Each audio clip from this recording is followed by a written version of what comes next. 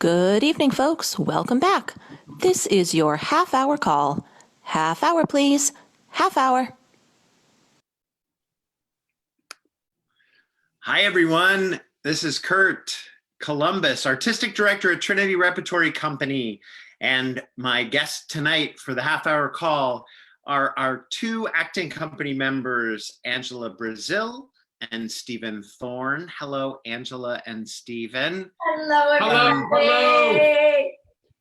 Just so you all know, for those who don't know, Angela and Stephen are married, which is why they're in the same Zoom box together. Yeah. And in fact, their 20th wedding anniversary was 2 days ago. So this is their wedding anniversary show. Thank you both for being here tonight for our topic, which is why we love live theater. And I can't think of two better people to discuss it with. Thanks, you guys. Thanks for having us. We're so happy to be here. We should also say that being married and doing a live show from our house means that our kids might walk through any minute. So welcome to live theater. Perfect, perfect. We're going to start really quickly with a clip from A Christmas Carol that Angela and Stephen co-directed in 2017. Is that right, you guys? It is true. Yep. It's 2017. This is the beginnings of the second act. It's the Ghost of Christmas Presents entrance.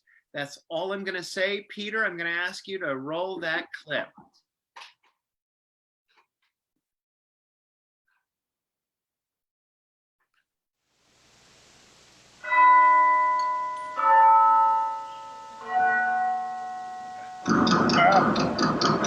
Well, what's that? Who's there?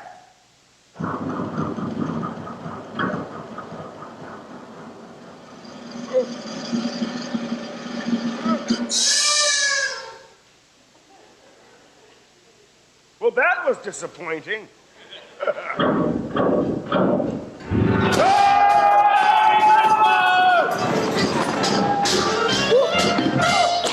I am the ghost of Christmas present. Look upon me.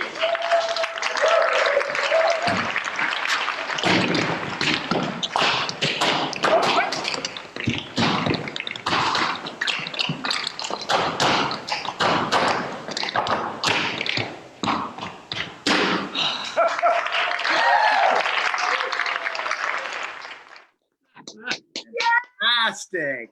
Wasn't that great to watch that again? Wow. The beautiful Joe Wilson Jr. as Scrooge and the equally beautiful and talented Orlando Hernandez as the Ghost of Christmas Present. Talk to me about that sequence and where the ideas came from for that and what it meant to start the second act like that. Well, you know, God, oh my God, this was my favorite thing. You know, I think among the first two thoughts that we had in terms of casting was Joe, whom we really wanted to see play this character, and Orlando, because there's something about the Ghost of Christmas Present that's just smashes in Scrooge's face and says, "Look at this. You can't look away. Look at this. Look at this." Yeah. And we kept thinking it's so percussive, and we immediately just started thinking of watching Orlando tap. And the immediacy of that sound and the percussive nature of it, it hits you right here. And especially, it's harder on a screen, but especially in a live theatrical setting. Yeah, yeah. And you know, as with this production, when these ghosts appear, you have to go, well, how are they going to get on? Sometimes they walk on, sometimes they are lowered in, sometimes they zip line in. And Sometimes we have to credit that to Michael McGarty, who kind of, at some point during our meetings, you know, it's hard to tell sometimes where ideas begin and end, but somewhere because he repeated the phrase a lot. He said, yeah, he comes in on the zip line and falls into the arms of his friends or whatever. And we kept saying, yeah, sure. But he kept saying it over and over and then made it happen. And it turned out to be one of a great way to start the second act, to kind of just give a huge burst of energy. But even beyond the zip line, to what you're saying, Angela, I mean, Orlando's energy, what he brought to that character, and his ability to express all of that life of Christmas Present through movement and through all that percussion was such a gift, such a gift. It's one of the things that I love watching this play every single year, as we do, Yeah. sometimes from within it, as both of you have been in it numerous times, sometimes as directors. I watch it literally every single year, just as a, artistic director to respond. And there's just nothing like the kind of storytelling urgency that you need to really make Christmas Carol happen, right? I mean, it's one of those pieces that only happens if it happens really big and in front of an audience. And I love that. I'm always surprised by what people come up with. And this remains one of my favorite Ghost of Christmas Present entrances, because the act ended with the door and the knocking, right? Mm-hmm. Yeah. It's just glorious, you guys. Yeah. It's a ghost story, and there's lots of special effects and all that kind of stuff, but ultimately it all boils down to, what is the spirit of that thing?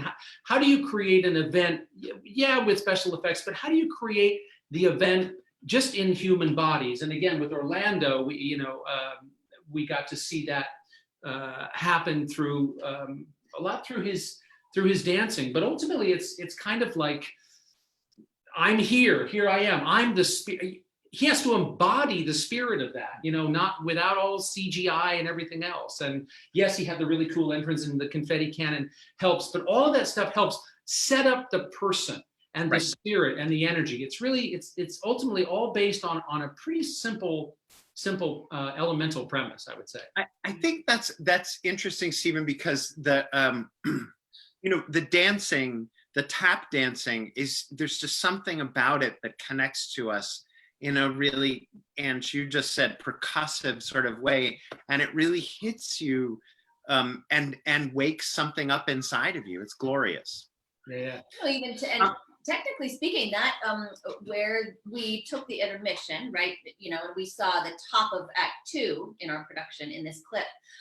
You're also dealing with people coming back from intermission, coming back from a snack break, and Christmas Carol audiences have so many younger children and families in them that we knew that we needed something that, immediately brought us all into the moment and went kaboom to refocus our attention and our hearts, I think. Yeah. Confetti, zip line, tap dance. So that's like the Holy Trinity. Yeah. But I mean, this is true for any show that we do, right? Which is, you have to find a way for it to be something that draws the audience in. Isn't that's sort of essentially what happens in the live theater that doesn't happen. A movie plays whether anyone's in the theater or not. The television is on demand whenever you want it, but the live theater only happens when someone is there, right? Yeah, absolutely. And when the audience is asked to participate, when they are and they're part of the play, I guess, is really the clearest way to say it. And it's not just that, they're part of the play because they're sitting there. They're part of the play because they are needed to tell the story. Their belief is absolutely needed. Stephen, you said this. You found a quote that you wanted to. Yes. A piece of Shakespeare that you'd like to read for us that helps us understand this. And I'm just going to interject here that I want to remind people to ask questions in the Facebook comments. Just because we'll be answering questions at the end of our talk. So please put your questions in there, we'll collect them and we'll answer them after. But so what are you gonna read to us from Shakespeare, Steve? Well, so we were talking about why live theater. There's a lot of reasons, especially right now. I mean, the first thing that leaps to my mind, I'm sure all of our mind, is I was having this conversation with Joe on the phone, I want to say like 2 weeks ago. I mean, we're gonna have to figure out how to be in a room together. What that means, it's going to feel different. We're going to rediscover that in a huge way. Just literally actors and audience and crew being in a room together. And there's something slightly scary about it. There's also there's a lot of, it excites me as well. It interests me.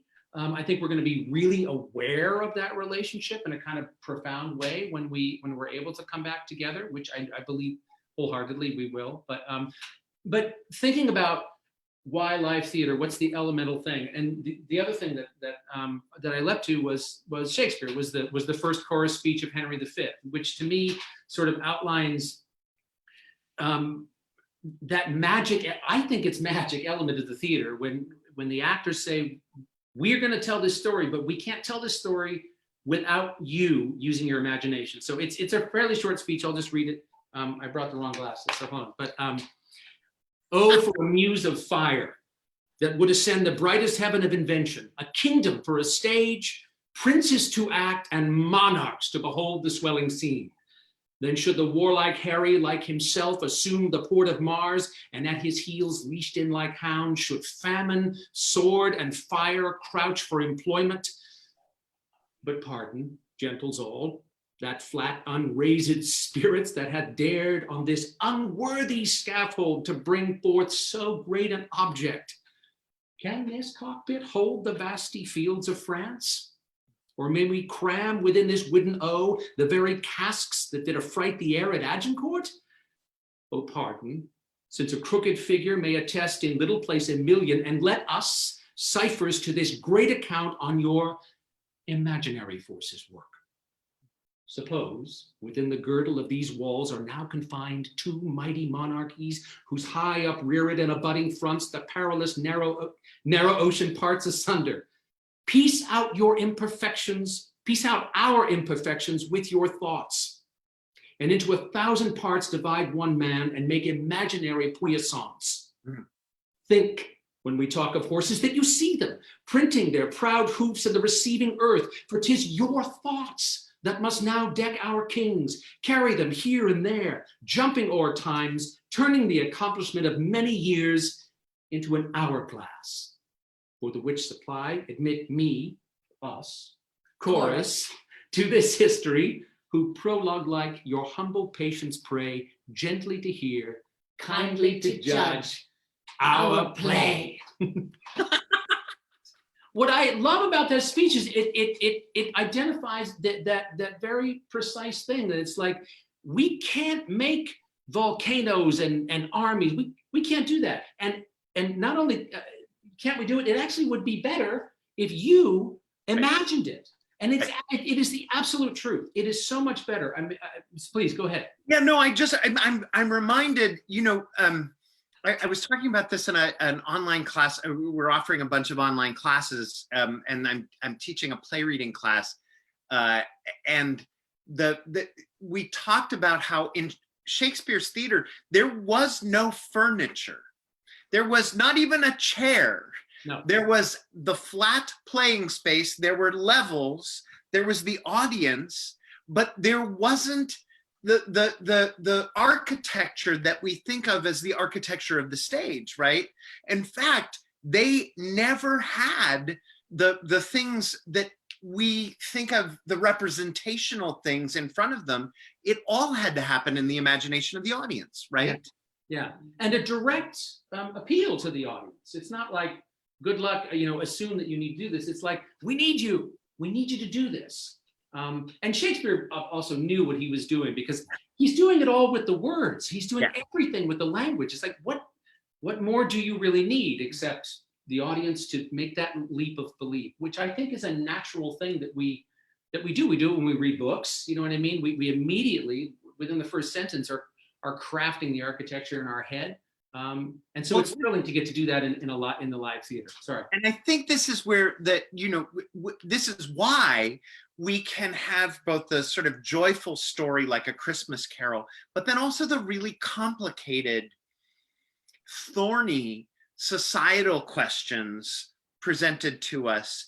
Because if we're already in the world of our imagination, of our minds, then to go deeper into those questions, I think is part of the work, right? So I want to play a little clip, if we can. Peter, if you'll play this clip from To Kill a Mockingbird. And yeah, we'll just watch Angela and Stephen in it together.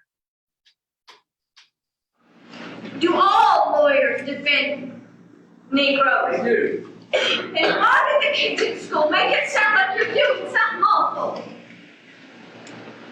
You aren't old enough to understand some things yet, Scout. There's been a lot of cad talk around town that I shouldn't do much about defending Tom Robbins. But I'm going to defend that man. If they say you shouldn't, then why are you doing that? The main reason, if I didn't defend him, I couldn't have much respect for myself, now could I? I could never even tell you and Jim not to do something here. You mean Jim and me wouldn't have to mind you anymore? About right. Why? Because I could never ask you to mind. To tell the truth, I had hoped to get through life without a case of this kind. But Judge Taylor pointed at me and said, "You're it." Are we gonna win it? No. Then why? Yes. Simply because we were licked 100 years before we started, there's no reason not to try to win. I'm some old veteran. Only we aren't fighting Yankees, we'll be fighting our friends. But remember this, no matter how big things get, they are still our friends. And it's still our home. How nice is that to revisit that little, where you're playing father and daughter, which I Yes. Yes. but actually, again, that's part of, for me, the imaginative consideration of what's being asked of us in the live event, right? Which is, children bring nostalgia with their bodies, right? Because we as adults and even other children watch them nostalgically. And the thing that was allowed by this performance and by you, Ange, playing Scout, was that we were able to really grapple with what the story was saying to us, right? I mean, I think that's true. Yeah, that was part of. I wouldn't attempt to paraphrase him, but that was part of Brian McElhaney, who directed this production. That was part of his intent. To all the children were cast in adult bodies. Brian deeply believes in the theatricality that's possible in creating things in the medium that we do. And he deeply believes in the audience's intelligence and willingness and desire to go on that ride. This is a hard clip to watch. I didn't expect to be this moved by it. I guess I'm thinking that one of the reasons that we do live theater is because of the opportunity to tell stories that are trenchant in the moment and that we want to lift up and forward. We are in a time of Black Lives Matter. And I'm thinking of a recent shooting that just happened, a young man, Ahmaud Arbery.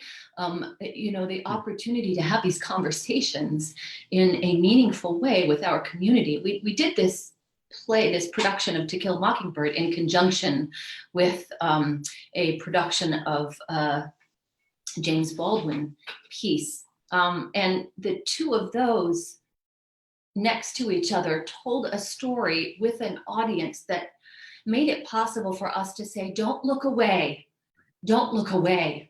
And they didn't. They filled that theater every night. People were hungry for that experience, that collective opportunity for accountability, I think, and responsibility. And I'm so glad that Trinity Rep produced those pieces for that very reason. The other thing that I was going to point out is exactly what it's the fact that you are very aware, you're keenly aware of the audience in this clip, right? They are right there. And in the production, you were never, they weren't hidden behind a wall of darkness. They were simply in the room with us in the telling of this story. And Brian's beautiful production with that classroom setting. Yeah. There's something, and Angela, you said this before we started, you had a little quote about what happens to an audience when they are experiencing something together. Do you mind reading that? Yeah, this is from a 2017 study that was done by Lancaster University in their Department of Experimental Psychology. And I'm sure many of our viewers saw this sort of floating around on the interwebs. But they monitored heart rate and skin temperatures of folks watching a production of Dreamgirls, actually. And what they found was that watching a live theater performance can synchronize heartbeats of people in that audience, regardless if they know each other or not. The quote here is that experiencing the live theater performance was extraordinary enough to overcome group differences and produce a common physiological experience that each one of those audience members had together. That folks went away for the intermission and got their Coke or their wine or whatever, and then they came back in and they sat down and the play started again after the intermission, and boom, it happened. They all synchronized again. And it's fascinating to me. I think that they weren't monitoring the actors at the same time too, but I am absolutely sure that that the same thing was happening. You said also that it's that the study concluded it's the way that people who live together sync up. Right? Yeah, it's just like people who have romantic relationships or are highly effective teammates with each other, like in a sports team or something like that. Or a cast of a show. Isn't that something? Yeah, you know what's so, and it's hard to obviously not to talk about our present moment, because we always need to talk about our present moment, and thinking about breath and breathing. Yeah. Because that's something, if anyone who's ever taught acting, you're always like, breathe, breathe, breathe. And we talk about it so much. And I know half the time my students are like, yeah, great. But no one, what does that actually mean? And it's a thing that we take for granted, but it is such the central part of not just acting, but being in the same room together. Because breathing means you're actually taking in, which again, at this present moment is more fraught, but you're breathing the same air. You're breathing the air of the kings or the paupers or whoever are your characters. You're breathing them in. You're breathing that story in. So there's something incredibly intimate, and it's completely physiological. As well about that. That is, I think, happens most of the time probably at an unconscious level for an audience because they're listening to the play and thinking about it. But that is hopefully happening in their bodies, or they're having different physiological responses, but they are breathing together, and we all are breathing the same air. Yes, Curt. Sorry. No, it's okay. I want to play this next clip because it is all about breathing together, and this is from Grapes of Wrath 2013, and it's a particularly powerful moment. It's when Rose of Sharon's baby has been born dead. And we talk about the event of the play happening in and around the audience, particularly at Trinity Rep. And I can remember being in the audience for this show and feeling like the whole breath of the room synced up in this moment. The baby has died, and they give it to Uncle John to bury. But instead of burying it, he puts it in the river. Now, in the original Steppenwolf production, the brilliant production in the late 90s, they had an actual river on stage, and you watched the baby float away, and it was beautiful. But I remember talking to Frank Galati, who was the adapter of this, and told him that we were going to do it, but to set it in a bar with audience on stage and all around. And he said, I can remember when we were rehearsing the play in the rehearsal hall, and all I had to tell the story was muscle and bone, and that the story was never more real, more urgent than then. And our production literally created the river in the imagination, right? And used the gifts of the actors. You're going to see the great Mia Ellis. You're going to see Richard Donnelly. You're going to see Fred Sullivan tell this story in an audience. So Peter, can we roll this clip from The Grapes of Wrath, directed by Brian McElhaney.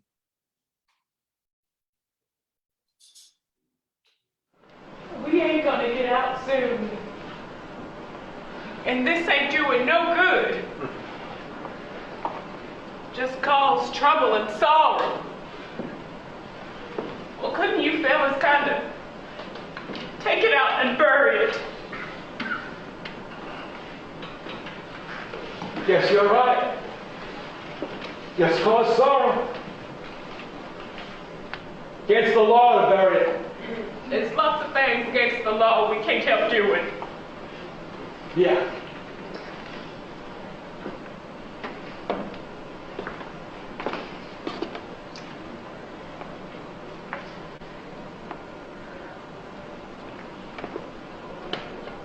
John, will you take and bury it?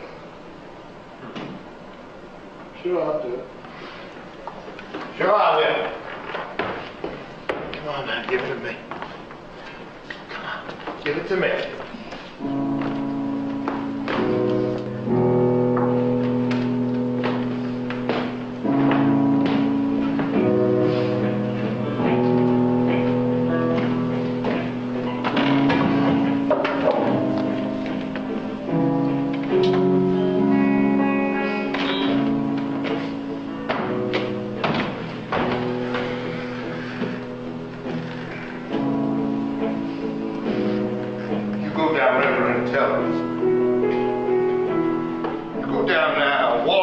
Into the street. You tell them that way. That's the way you can talk. Don't know if you was a boy or girl. I ain't gonna find out. You go now. And you walk into the street. And you tell them. But maybe not know that.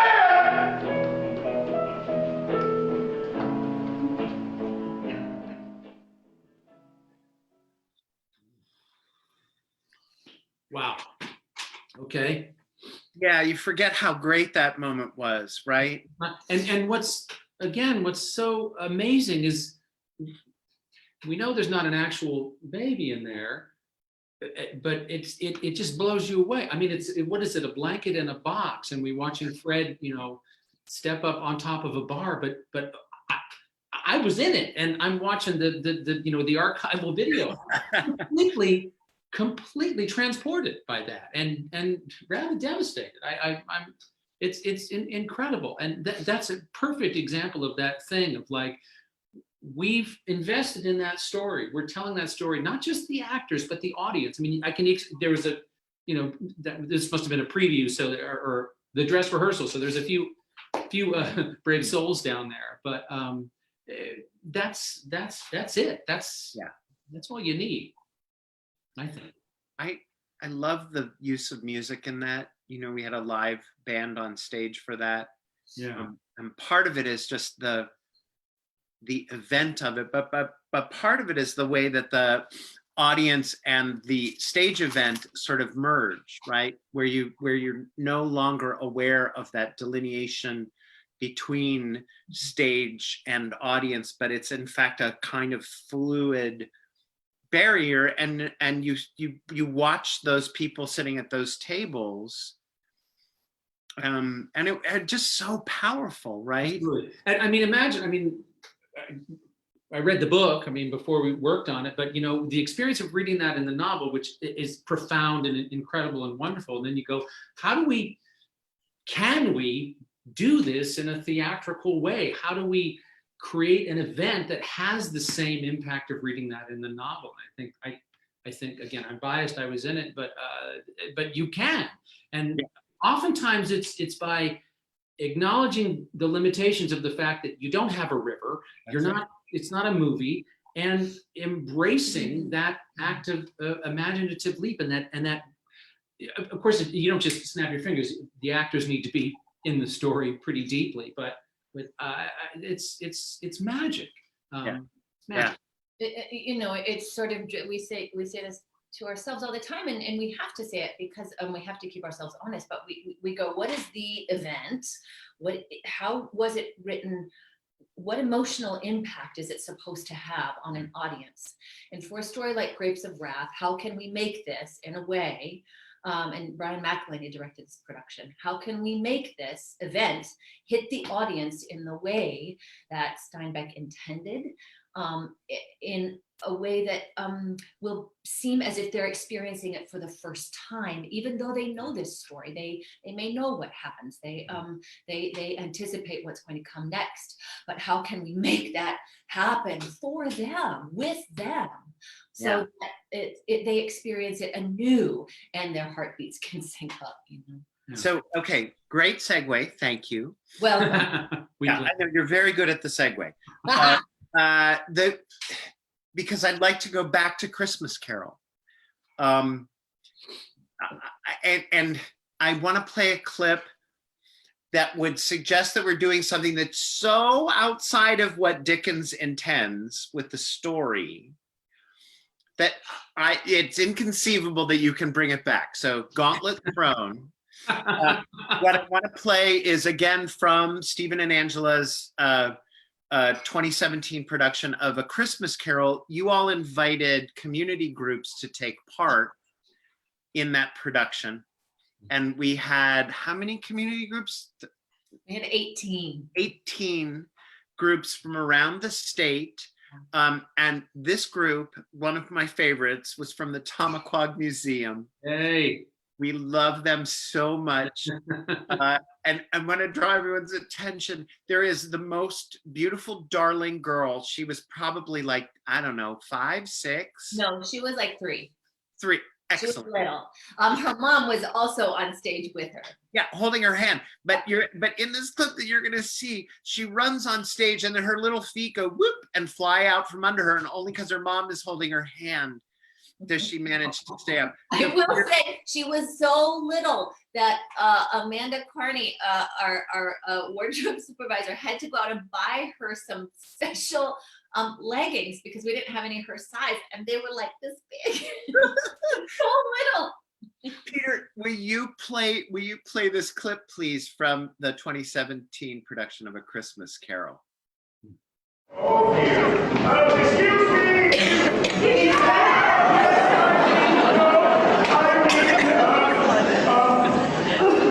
Will you sing? I would really love to hear you sing. We don't do private performances. But it's Christmas. There should be singing. Hey! Oh.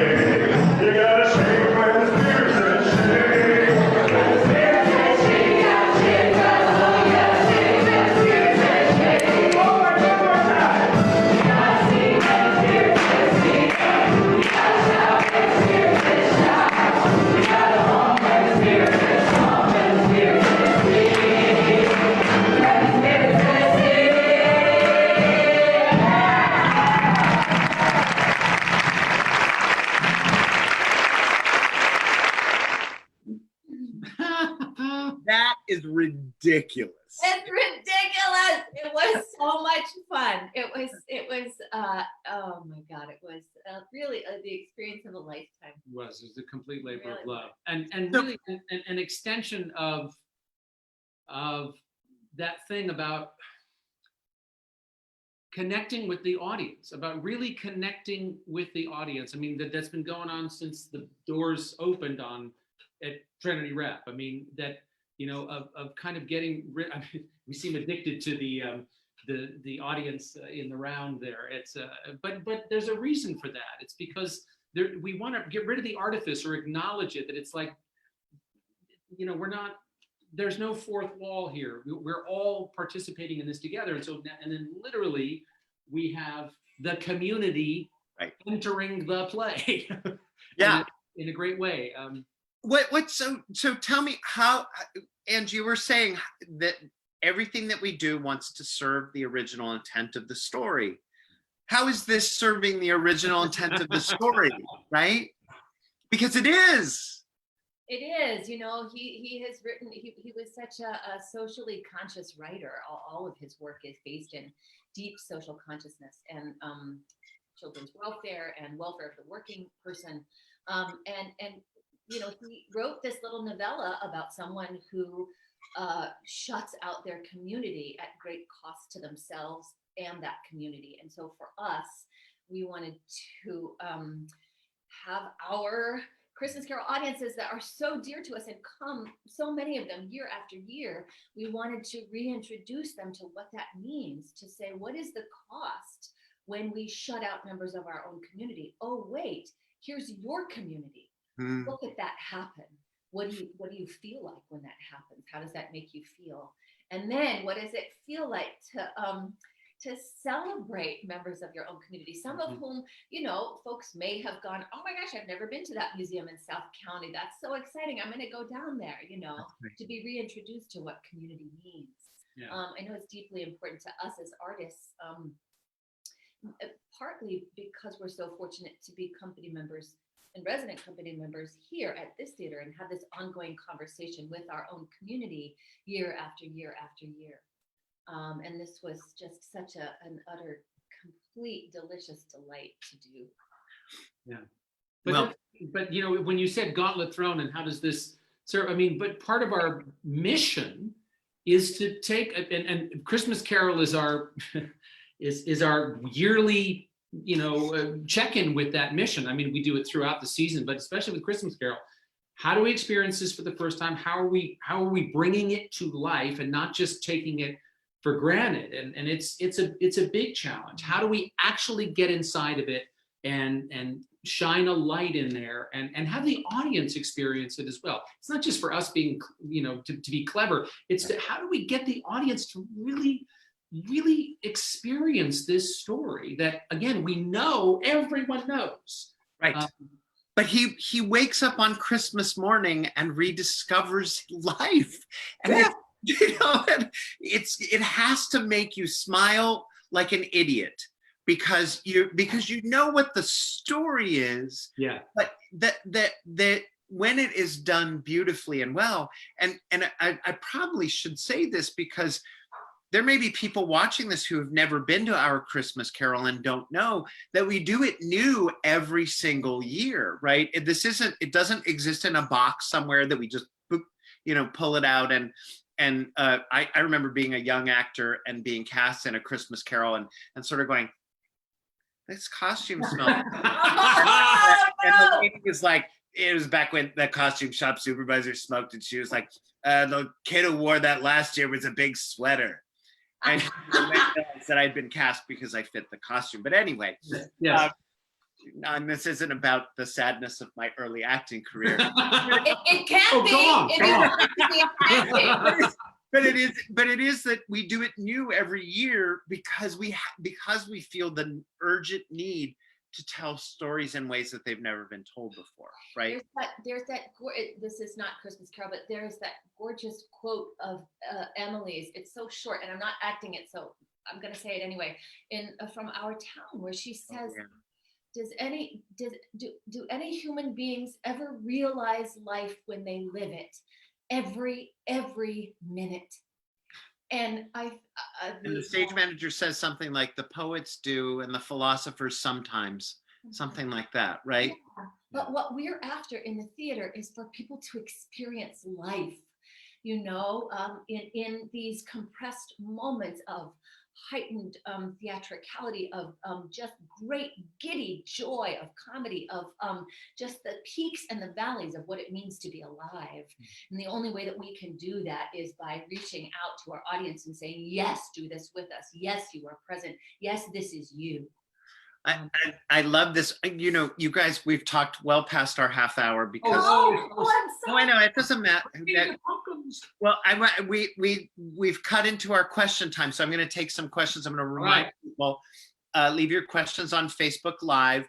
I also want to remind everyone that we do have a full range of classes you can find online. There's all this online content. Angela has this great story that she told this week that went up, I believe it went up online this week, that's adorable. So check out the website and the Facebook page. Tonight's episode will actually be rebroadcast on YouTube, posted on YouTube and the website tomorrow, so you can check it out there. The question that I got from someone who's watching, are there any playwrights that you find more difficult to perform live than others? That's interesting. Wow, that's a great question. Oh, I'm a little stymied. Me too.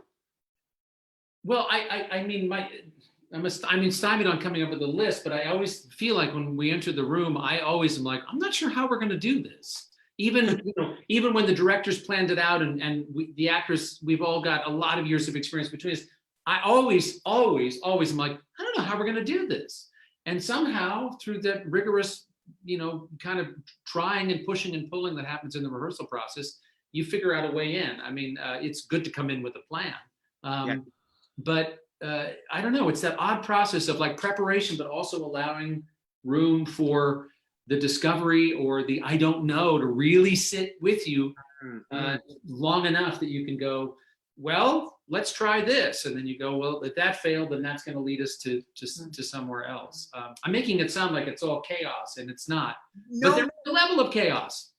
I mean, I think in a lot of ways, I'm grappling with this one too, because on one level, all playwriting is better live than read, right? I mean, if you sit and read a play, and I've had people say to me, I can't read plays, I can only watch them. And so it is challenging to read a play, and Shakespeare, I think, is the best example. I read Shakespeare out loud when I read Shakespeare because I'm too dense to actually just read it. I have to hear it. So it's like I'm my 6-year-old self again, reading out loud. So on one level, it's like every playwright is better live than read. But I'm trying to think of like, you know why it's hard? It's because it's hard to answer this question. It's because it's our job to fall in love with the plays that we do, and I don't use that term lightly. I mean, you really do have to. It's an act of positive claiming of that piece, and you must do it. Otherwise, you can't do the play. Yeah. So that's a great question. I don't know who asked it, but Yeah. We'll if we come up with better answers, we'll get back to you. If you have other questions, make sure you post them on Facebook Live. I also want to say, if you want to see more of these folks, remember to subscribe. That's on our website. And we're, gosh darn it, we're going to do a season next year. We're going to do it, y'all. We're Back in a room, acting live in front of everyone. So yeah, that is going to happen. I do also want to point out that we're talking about community. We have a virtual knitting circle that's happening on Saturday. Did you do that, Ange? Have you done it? I haven't done it, but I hear it's great. Yeah, it's you just sit around and knit and you kibitz. That's also, you can check out details for that on our Facebook page. Here, I'll ask you another question. are there roles that you have always wanted to play that you haven't played yet? Are there roles that you have already played that were on your list of things that you always wanted to play? Dun, dun, dun. Yeah, sure. You gave me a role a couple of years ago that was on my list that I always wanted to play. I had always wanted to do Emilia in Othello, and then I got to do that with Becky Gibble as Desdemona, with Jude Sandy as Othello, and with this guy as Iago, and directed by the brilliant and incomparable Whitney White. And I was so proud of that production. But that's one of his truly feminist roars of a role, and I was grateful for that. You know what's hilarious? When I was in undergrad a million years ago, I played a role I never should have played as an undergrad. I played Beatrice in Much Ado. And that is a role that I would like to do again before I die. Yeah. Well, I've been very lucky. I mean, that's one of the great things about our being in a company is that you get to play a variety of roles. I mean, I played stuff that I would never get cast in, but hopefully have at least held up my end of the bargain in it. But I mean, a lot of good Shakespeare roles. I mean, Hamlet was really great, great to get to do. But also because, yes, for individually, yes, but the production. I mean, that you saw, you were there. When we. The production across the board. I mean, everyone in it. I mean, I've heard lots of stories about, oh, I saw Hamlet and the Polonius was good and the blah, blah, blah was good. Right. You know, sometimes you can get the parts of it right, but that one felt top to bottom.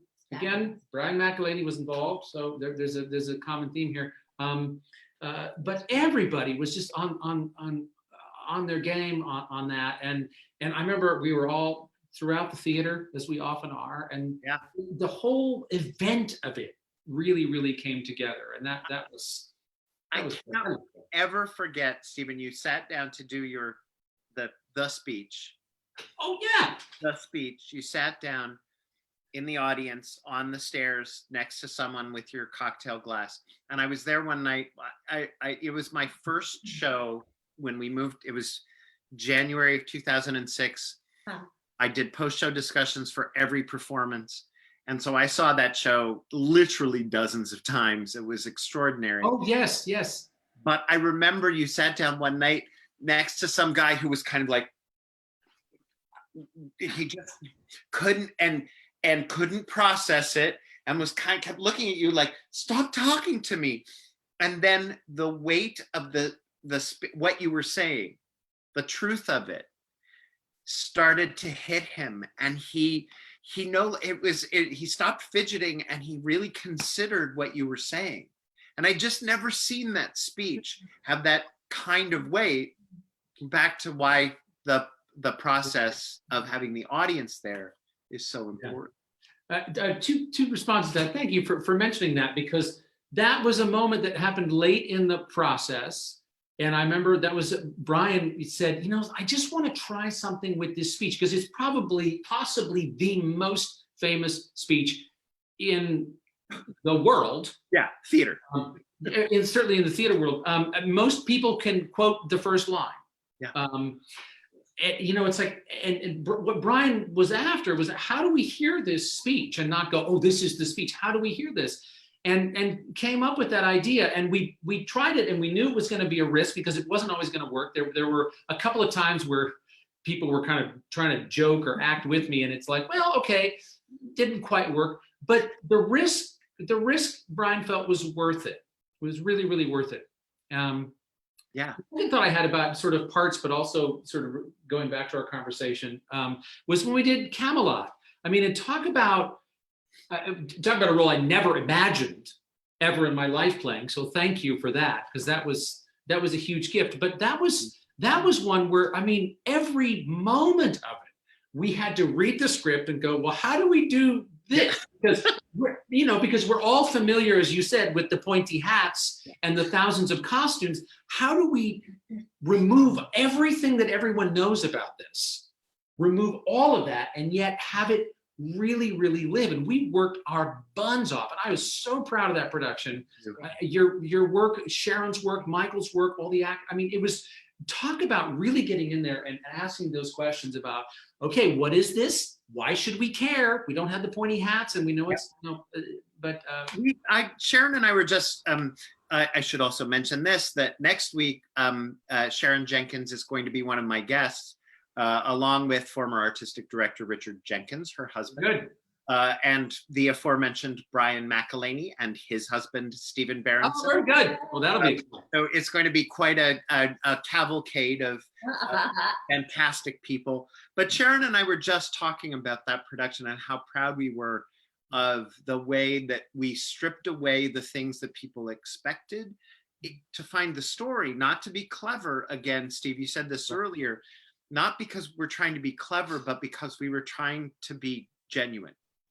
And I'm going to take this question because it relates to this. Someone said, how as artists do we become more authentic and honest? Because it's very easy as artists and actors to get bogged down by social pressure and critique and even fear of telling stories that need to be told. How do we be more authentic of an artist in the process of creation? Isn't that great? Who are these people? Like graduate students are watching us or something. They're asking really smart questions. Oh boy. No, I think that's different for every person. I don't know. We're all such individuals as artists. I know what it means for me. I know that it is tricky and it requires a lot of accountability and some real self-assessment sometimes, because I know how a laugh works. For example, I've been doing this for a while. It would be really easy to do the thing the way I know a laugh works. And I have to have that inner meter in here going, yeah, you're on autopilot. Yeah. Step off and go into that more dangerous place. I would like to say I always do that. I know that's not true, but I do always try. The other thing that fuels me is that we have the opportunity to create socially responsive and responsible work. And that hooks into my artist's soul in a different way every story that we are turning that lens on. I feel fortunate to be at a resident company that investigates and makes that a priority to investigate work in that way. Steve, I want you to answer this question, but Kate just told me that question was from Tracy Allard. Tracy Allard Hi, Tracy. is a wonderful actress herself, and she knows the answer to this question. She sure does. She sure does. Sorry, Stephen, I would love to hear what you have to say. I guess the thing that just came to my brain is that I guess I might even be quoting an old acting teacher, but it's really investing in the other person that's on stage with you. Maybe the audience in some situations, if you're talking to them, but really investing in the other person, because you need them. Every character needs something, but you need that other person. So it's actually taking them in, breathing them in to try to bring our themes all together. I was just going to say, it's back to breath. It's really back to breath. It's really listening to somebody, which is, it's one thing to say, yes, I'm listening to you, but that's different than just like, stop, now you do your thing, now I do my thing. Right. Really taking that in. And that's hard because it moves around, especially when you're performing, because you're tired sometimes, or you're like, this is the 40th performance. How do I do this? A lot of times it does start with like, breathe, recenter, listen to what's going on, take it in. I like to always go down just a couple of minutes before I know the call to go downstairs it's going to be, because I just like to stand behind and listen to an audience, not listening for any particular people. I don't want to know who's there or anything like that. I just want to listen to them. Sometimes that activates something in me. But the other thing is, I think as an artist, you have to every moment make yourself risk being vulnerable, risk vulnerability, risk being hurt, risk peeing on the floor. I don't know, whatever it is, but you have to risk not knowing what's going to happen next. And as as animals, we want to be safe. We're hardwired that way. We want to be safe. We don't want to be vulnerable. But our job is to do that. It's interesting you say that, because that's, of course, the thing that we're all struggling with right now, isn't it? That we don't know. We don't. And it's really hard to live in this moment because we don't know, and we can't know, and we won't know. And yet, what is it? What is it that is it Dee Dee in Waiting for Godot who says, "I can't go on, I won't go on, I'll go on." Right? It's that, right? We just have to go on. We do, but since we started having this conversation, the three of us and the folks that are listening to, I like the word that came up in my mind was, I have this longing. I am just longing to be together. I'm longing to be in spaces with my colleagues and with the members of our community and with you, and like that's the reason to go on, is that longing to be in space together with stories. Yeah, we'll make that happen. There's going to be a final slide tonight that will show you if you want to support Trinity Rep in this difficult time. We do have a donation page on our website. We're trying to keep it going, y'all, and we're working really hard every single day. I'm going to end us this evening with a beautiful and hilarious sonnet that Steve Thorne recorded. It's up on our website, so you can take a look at it if you want. But I just want to bring it all home with this. Angela and Stephen, I miss you both so much. Thank you so much, Curt. It's so great to talk to you. Thank you. Oh my God, what a lift! What a bright spot. Thank you. Thanks. All right, Peter, can we play Stephen's sonnet? Bye, y'all. Thanks. See you next week. You're so ridiculous, isn't it? You, I love you. Alack, what poverty my muse brings forth, that having such a scope to show her pride, the argument all bare is of more worth than when it hath my added praise beside. I love you. Tell me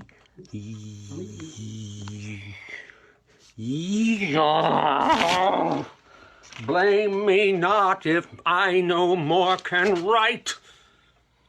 Look in your glass, and there appears a face that overgoes my blunt invention quite, dulling my lines and doing me disgrace.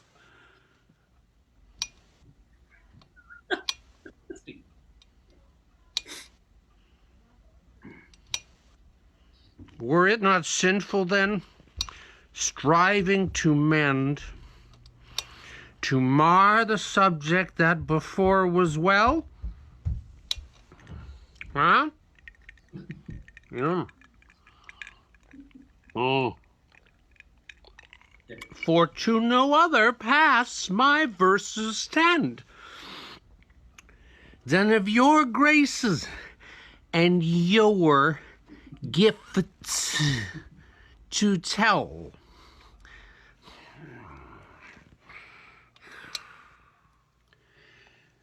And more, much more than in my verse can sit, your own glass shows when you do look at it. Ah! I love you so much. What? Forgive me?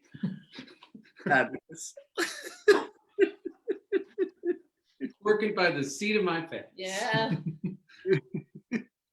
So good. If you enjoyed this, oh yes, I'm sure the donations will be flooding out. Sorry, Kurt. No, it's great. Thank you, everyone. Good show. That is it for this week. We are back again next week at the same time. Once again, we are back here next Thursday evening for a 7:30 p.m. half hour. Thank you so much. Have a great night and a great week.